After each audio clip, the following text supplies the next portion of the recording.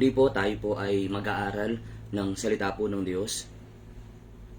At itutuloy ko po yung topic po natin kahapon na sinimulan po ni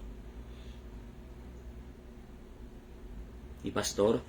So, ipag-pray po natin na tayo po ay maunawaan natin kung ano po ang pag-aaralan po natin sa araw na ito.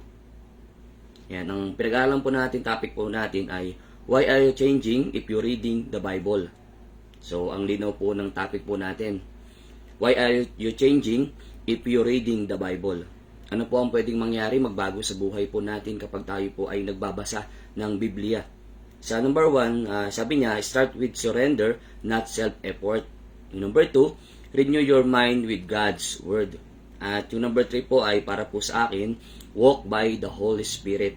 Dito po tayo sa Galatians chapter 5 verse 1. Number 3, walk by the Holy Spirit. Dito po sa Galatians chapter 5 verse 1. Sabi niya po dito, pinalaya tayo ni Kristo upang manatiling malaya, magpatatag nga kayo at huwag pang magpapaalipin uli.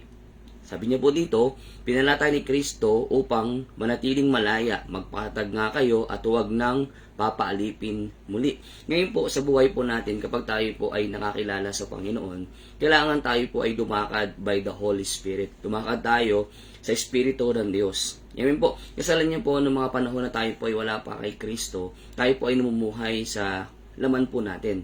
Ano pong ibig ko sabihin? Namumuhay tayo sa kasalanan. Pero nung time na nakilala po natin ang Diyos sa buhay po natin, nagkaroon tayo ng buhay na dapat binabago po natin. Amen po. Siyempre, kung ang pagbabago po ay nasa tulong pa rin po yan ng banal na Espiritu. Hindi po natin kayang magbago ng sarili po nating lakas, kundi tutulungan po tayo ng Holy Spirit. Kaya nga sabi niya po dito, walk by the Holy Spirit. Ngayon sabi niya, pinalaya tayo ni Kristo sa lahat ng kasalanan po natin, sa lahat ng karumihan na nagawa po natin dito sa mundo. At sabi niya po dito, wag na tayo magpapaalipin muli.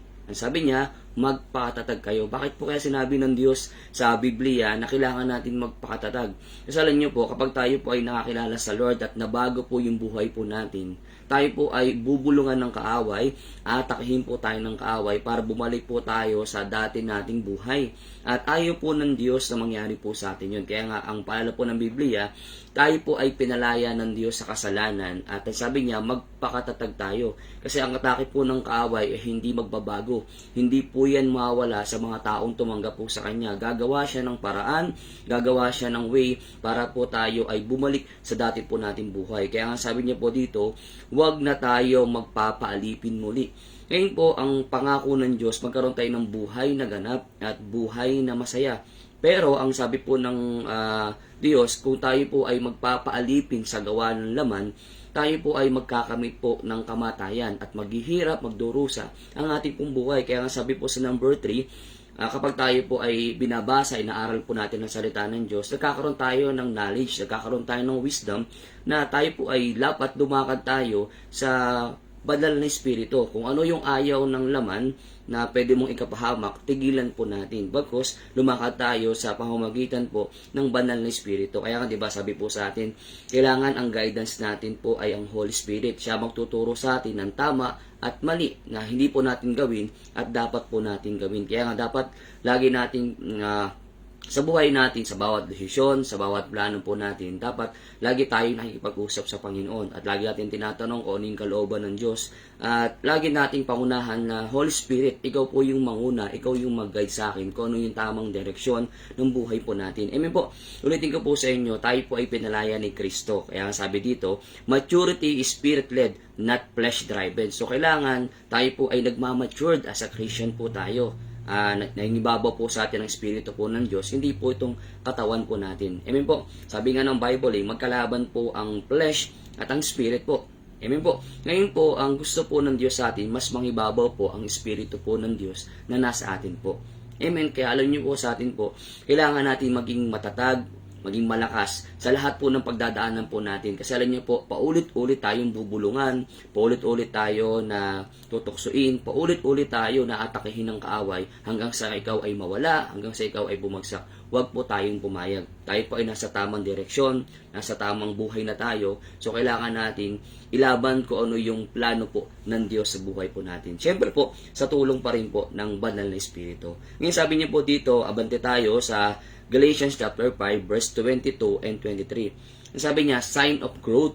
Ano po ba ang sign of growth? Sabi niya, increasing fruit of the Holy Spirit. So kailangan nag-i-increase, hindi lang tinanggap mo si Kristo. Kapag tinanggap mo si Kristo sa buhay mo, siyempre po, nandiyan ang Holy Spirit. At kailangan may nangyayari, may nagbabago sa buhay po natin. Hindi pwedeng wala nagbabago sa buhay po natin. Amen po. Kasi nung time na wala ka pa kay Kristo, alam mo yung buhay mo na nasa madilim na pagkatao na meron tayo. Pero nung time nakilala mo si Kristo, dapat nakikita ng ibang tao, ng simbahan o ng mga kapatiran mo na may nagbabago sa buhay po natin. Amen po. Sabi niya po dito, increasing fruit of the Holy Spirit. Sa Galatians chapter 5 verse 22 to 23. Ang sabi niya po dito, subalit ang bunga ng Espiritu ay pag-ibig, kagalakan, kapayapaan, katyagaan, kabaitan, kabutihan, katapatan, kahinahunan at pagpipigil sa sarili. Walang utos laban sa ganitong mga bagay. And sabi niya sa verse 14, sabi niya po dito, 24, at pinatay nga ng nakipag-isa kay Kristo Jesus ang likas nilang pagkatao kasama ang masasamang pita nito. So, ang kailangan mangibabaw po sa atin dito ay ang Espiritu po ng Diyos. Kasi yung katawan po natin. Kasi alam niyo po, ano po ba kabalitaran ng mga bagay na ito? Ang pag-ibig, ang kabalitaran niya ay galit. Ang kagalakan, ang kabalitaran to ay lungkot. At ang kapayapaan, ang kabalitaran to ay gulo. Ngayon po, inalalayo tayo ng Diyos sa mga bagay na maaaring magdulot po sa atin ng kapahamakan sa buhay po natin. Hindi lang po sa kabilang buhay, pag tayo po ay pumanaw, maging dito po sa mundong ito. Ngayon, inaalis tayo ng Diyos sa sumpa ng sakit, sumpa ng kahirapan, sumpa ng pag-aalipin ng demonyo po sa atin. Ngayon, ang kailangan po natin dito, kailangan, kapag tayo po ay nakilala po natin ng Diyos, tayo po dapat ay lumalago.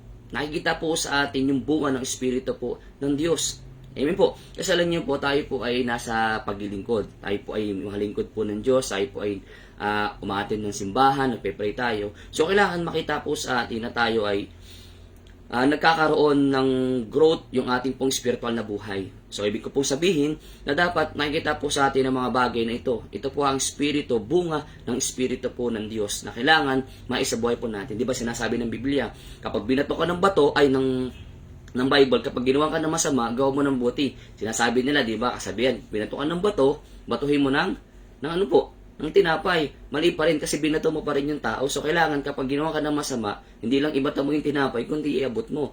Ibig ko pong sabihin, kailangan gawa natin ng magandang bagay, yung mga bagay na ginagawa po sa atin ng ibang tao. Nakikita sa atin yung Espiritu po ng Diyos, nakikita sa atin yung bunga ng Espiritu. Na kapag dumarating ka sa mga pagsubok, alam mo na kaya mong lutasin to, alam mo kaya mong gawan ng paraan to. Kasi kilala mo si Jesus nasa yung Espiritu po ng Diyos na kailangan makita po sa atin na mas matimbang ang Espiritu ng Panginoon kaysa sa laman po natin na maaaring magdulot ng kapahamakan po natin. Diba sabi nga po, ang bunga ng Espiritu ng Diyos ay buhay na walang hanggan. Pero ang bunga ng laman ng tao, natin po bilang tayo po ay mga lingkod po ng Diyos, ay kamatayang walang hanggan. Mamuhay po tayo ng naayon po sa katwiran po ng Panginoon. Amen. Ang sabi niya po dito, increasing fruit of the Holy Spirit. Kailangan makita sa atin yung bunga ng Espiritu po ng Panginoon. Amen po. So, dito po tayo sa number 4. Abante tayo. Yan, sabi niya po sa number 4, practice repentance and obedience. Sabi niya po dito, practice repentance and obedience. Ay pagbukasan po kayo sa akin dito po sa 1 John chapter 1 verse 9. Yan, sabi niya po dito sa 1 John chapter 1 verse 9, kung ipinapahayag natin ang ating mga kasalanan, masa nating ipapatawad sa atin ng Diyos ang mga ito at linisin niya tayo sa lahat ng ating kasamaan sapagkat siya ay matuwid. Ngayon sabi niya po dito, kailangan i-practice mo na yung pag-repent mo at i-practice mo yung pag-obey mo. After mo mag-repent, kailangan bumawi ka, ayusin mo yung relasyon mo sa Panginoon. Ngayon sabi niya po dito, hindi po, ang Diyos po ay hindi po, kailangan sa buhay po natin, makitaan tayo ng Diyos na kapag tayo po ay nagkamali, Madali po sana sa atin po ang magpakumbaba at humingi po ng tawad sa Panginoon. Ang Diyos po ay mahabagin. Ang Diyos po ay maawain. Ang Diyos po ay punong-puno ng pag-ibig. Sabi nga kahit kasing itim na ng kasalanan mo, yung buhay na meron ka. Sabi niya magiging busilak sa kaputian yung buhay na meron po tayo. Bakit? Inayos tayo ng Diyos. At tayo po ng Diyos sa mangyari po sa atin, na tayo po ay mamuhay sa kadiliman. Kaya nga po, inalis tayo ng Diyos sa mga bagay na yan. Ngayon, kailangan natin humakbang, kailangan natin lumapit sa Diyos para maging maayos po ang buhay po natin. Kasi alam niyo po, ang kaya magbago ng buhay natin ay ang Panginoon. So, ses po ay wala dito, di natin kasama. Pero nararamdaman natin, physical, hindi natin nakasama ang Diyos. Pero nararamdaman natin, spiritual, ang Diyos po ay kasama po natin. Kaya nga sabi niya po dito, kung sinasabi, kung ipapahayag natin ating mga kasalanan, maasahan natin ipagpapatawad tayo ng Diyos. Napakabuti po ng Panginoon. Sa kabila ng mga pagkukulang natin, sa kabila ng mga kasalanan po natin, mahal pa rin po tayo ng Diyos. Sabi nga sa 1 Peter chapter 4, sabi niya, walang makapagbigay na kahit sobrang dami ng kasalanan ng tao, once na ang pag-ibig ng Diyos ay nangibabaw, mapapawi lahat ng kasalanan po ng tao. So dahil dun sa pag-ibig ng Diyos sa buhay ng isang tao, napapawi ang kasalanan ng tao, napapalitan ng love, napapalitan ng pagkapatawad sa Panginoon. Once na isang tao po ay nagpakumbaba sa Panginoon. Ngayon sabi niya dito, kapag tayo po ay humingi ng tawad sa Diyos, sabi niya, inisin tayo sa lahat ng kasamaan sapagkat siya ay matuwid. Lahat po ng tao sa mundo ay mahal ng Diyos. Lahat ng tao sa mundo ay mahal ng Diyos. Kailangan natin gawin is lumapit tayo sa Panginoon. Kasi lahat tayo nagkakamali. Lahat tayo nagkakamali sa isip, sa salita, maging sa gawa po natin. Alam ng Diyos yung pagkatao po natin. Kaya nga sa atin, nawa po, madali sa atin ang lumapit at humingi po ng tawad sa Panginoon. Amen po. Yan sabi pa niya dito, change happen when the truth is applied. If you confess our sin, He is faithful and just forgive. So sabi niya, ang Diyos po ay matapat at patatawarin niya po tayo sa lahat ng uri ng kasalanan po na nagawa po natin sa Kanya. Amen po. Napakabuti po ng Diyos sa buhay ng bawat sa po sa atin. Kasi hindi tayo pinapatulan ng Diyos gaano man karami ang kasalanan na nagawa po natin sa Panginoon. Sabi niya, kung lalapit ka lang sa akin, sabihin mo yung mga kasalanan mo, sabi niya, ipagpapatawad ko lahat ng nagawa mo. Ganun kita kamahal, ganun ka-importante, ganun kakahalaga yung value mo. So sana sa atin, pahalagahan natin yung Diyos na umibig po sa atin. Pahalagahan natin yung Diyos na nagmahal po sa atin. Amen po. Yung sabi niya pa dito sa 1 John chapter 1 verse 9, sa 1 John chapter 2 verse 5, whoever keep word, in him truly the love of God is perfected. Sabi niya sa 1 John chapter 2 verse 5, whoever keep word, in him truly the love of God is perfected. Sa Tagalog, sabi niya po dito, ngunit ang tumutupad sa salita ng Diyos ay umiibig sa Kanya ng wagas. Ganito natin nalalamang tayo ay nasa Diyos. Ang sabi niya, ang ganda na sinabi niya, ang ganda ng pagkakabigkas niya po dito, sabi niya, ngunit ang tumutupad sa salita ng Diyos ay umiibig sa Kanya ng wagas. Ganito natin malalamang na tayo ay nasa Kanya. So, ibig sabihin, ikaw ay nasa panig ng Diyos kung isinasagawa mo yung sinasabi ng salita po ng Diyos. Yung sabi niya, kailangan natin tuparin yung mga salita po ng Diyos. Alam niyo po, yung sinasabi po ng Bible na patungkol po sa atin, yung mga paalala niya, yung mga reminder niya, yung mga correction niya sa atin, yun po ay para po sa atin.